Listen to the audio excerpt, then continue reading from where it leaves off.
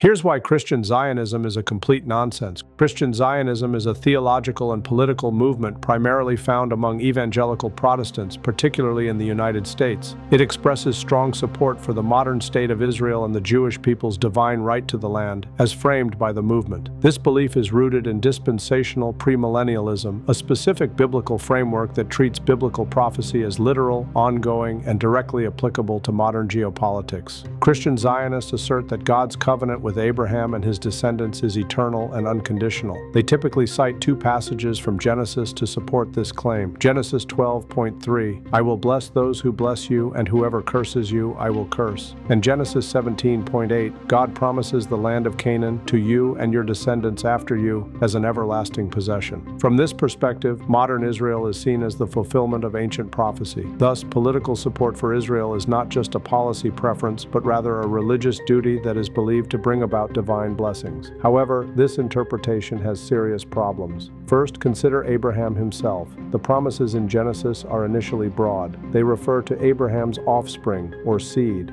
Zerah in Hebrew, without naming a specific child. Abraham had 8 sons, Ishmael with Hagar, Isaac with Sarah, and Zimran, Jokshan, Medan, Midian, Ishbak, and Shua with Keturah. Yet Christian Zionists assume that God's promise applies only to Isaac and excludes his other 7 sons. Why? All right, folks, hold on just a second. We've got something important to share with you. First off, a big thank you for all your incredible support. Our team's been putting in the hours, really working hard to bring you insightful guests, new and improved formats, solid, high-quality analysis every week. Our next goal, hitting that 100,000 subscriber mark and getting that silver button.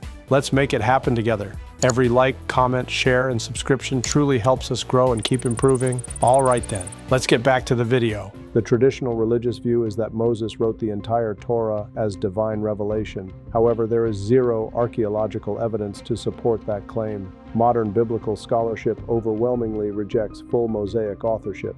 Between 597 and 582 BCE, the Babylonians deported people from the Kingdom of Judah. The northern kingdom of Israel, made up of 10 tribes, had already been conquered and dispersed by the Assyrians in 722 BCE. These are the so-called 10 lost tribes. In other words, approximately 75% of Isaac's descendants through Jacob had disappeared by the time the biblical texts were finalized. Thus, the people who compiled the Torah primarily represented 3 tribes: Judah, Benjamin, and Levi. They were preserving their own traditions, memories, and political theology. That's not divine neutrality. It's human authorship shaped by survival and power. The descendants of Ishmael, commonly identified as Arabs, did not have the opportunity to share their perspective until approximately 1,000 years later with the writing of the Quran. Now here's where modern science adds another uncomfortable layer. Genetic studies consistently show that Palestinians share more genetic continuity with the ancient inhabitants of the land than European Jews do. Both Palestinians and Jews can trace their ancestry back to ancient Levantine populations, such as the Canaanites and early Israelites, but the proportions differ. Ashkenazi Jews, who comprise about 30% of Israel's Jewish population, exhibit significant European admixture resulting from medieval migrations, conversions, and intermarriage. By contrast, Palestinians often retain higher levels of Iron Age Levantine ancestry. Mizrahi Jews, who are from Middle Eastern and North African communities, are genetically closer to Palestinians. They frequently cluster together in genetic analyses and show minimal external admixture.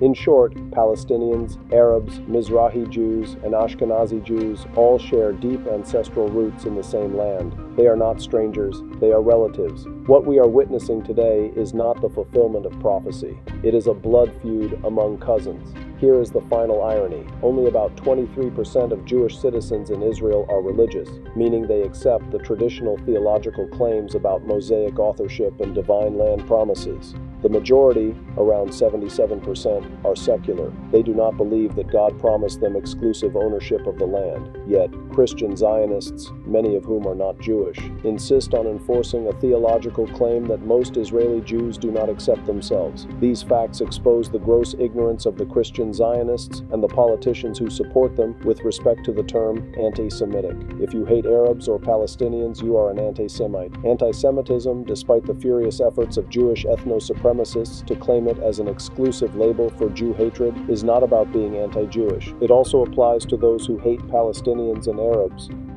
Give this video a like and subscribe to Countercurrents if you want more.